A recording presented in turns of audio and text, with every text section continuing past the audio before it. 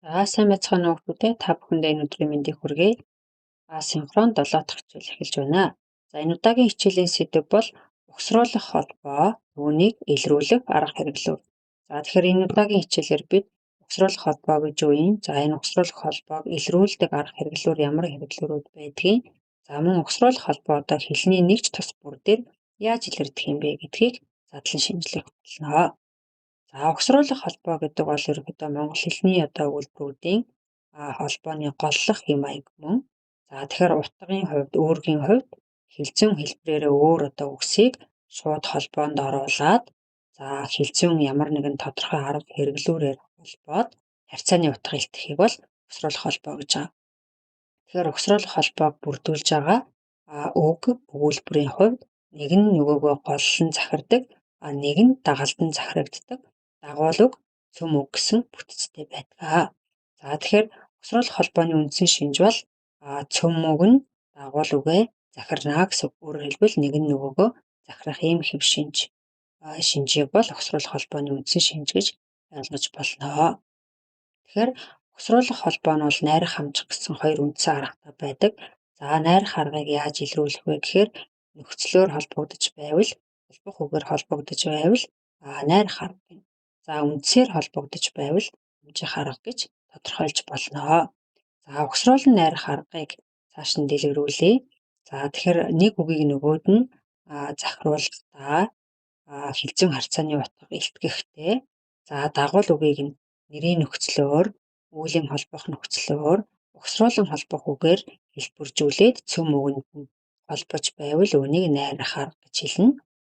Жишээлбэл хөдөлмөрийн баяр гэвэл тариалахын тяалгалын нөхцлөөр угсруулан холбосон, явсныг мэдэх гэвэл заахын тяалгалын нөхцлөөр угсруулан холбосон, сурахын тулд чармаах гэвэл угсруулан холбох үгээр холбогдсон. Тэгэхээр энэ гурван аргаар холбогдож байвал найрах арга гэж тодорхойлж болно. Найрах аргыг маань нэрийн нөхцөлийн утга хэрэглүүр нь юу юм? Үүлийн нөхцөлийн утга хэрэглүүр юу вэ?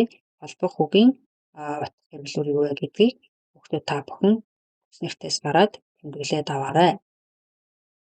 Үгийг угсруулан хамжуулж холбох арга, хамжих арга гэж юу хэлэх вэ гэхээр нэг үгийг нөгөөд нь угсруулан хамжуулж холбохдоо ямар нэгэн ил тэмдэггүйгээр ил харагдах дагавар нөхцөл холбох үг авахгүйгээр захируулан холбохыг угсруулан холбох гэж байгаа. Жишээлбэл төмөр хувин, хоёр хүүхэд, нэг санал гээд ямар нэгэн ил харагдах холбож байгаа тэмдэглэгээ байхгүй гэсэн үг. Түүнээс гадна нэг жинхэнэ нэрийг нөгөө жинхэнэ нэрд холбохдоо дагуул үгийн үндэс үүсгэх энэ дагавраар бас холбож болдог. Өөрөөр хэлбэл энэ үгийн үндэст байгаа хэлбэр гэж ойлгох нь. Жишээлбэл ноос нь цамц савхин бэлий даав нь цонх гэвэл мөн үндсээрээ холбогдож байгаа ямар нэгэн ил холбох хэрэглүүр аваагүй учраас үүнийг хамжих арга гэж ойлгож болно. Тэгвэл чөлөөт холбоог утга нь юу юм? Онцлог нь юу вэ? Чөлөөт бус холбоог яаж угсруулах холбоогоор холбогддгийг, утга нь юу вэ? Онцлог юу вэ? Угсарсан холбоо харьцаатай өгүүлбэрийн гишүүд яаж холбогддгийг, мөн угсарсан нийлэмэл өгүүлбэр хэрхэн яаж холбогддог юм бэ гэдгийг хүүхдүүд та бүхэн дэлгэцээ өгснэгтээс тодорхойлтыг нь уншаад жишээг нь хараад бичээд аваарай. Тэгэхээр угсарсан нийлэмэл өгүүлбэр гэдэг бол ерөнхийдөө гол өгүүлбэр, гишүүн өгүүлбэр гэсэн бүтцтэй байдаг. Өөрөөр хэлбэл гол цөм өгүүлбэр нь дагуул өгүүлбэрээ захирна гэсэн үг.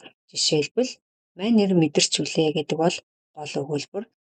Тэр үнэрийг сарын өмнө Берлинд буусан даруйда гэсэн өгүүлбэр бол гишүүн өгүүлбэр бүтцтэй байна. Анхаарал хандуулсан хүүхдүүд та бүхэндээ баярлалаа.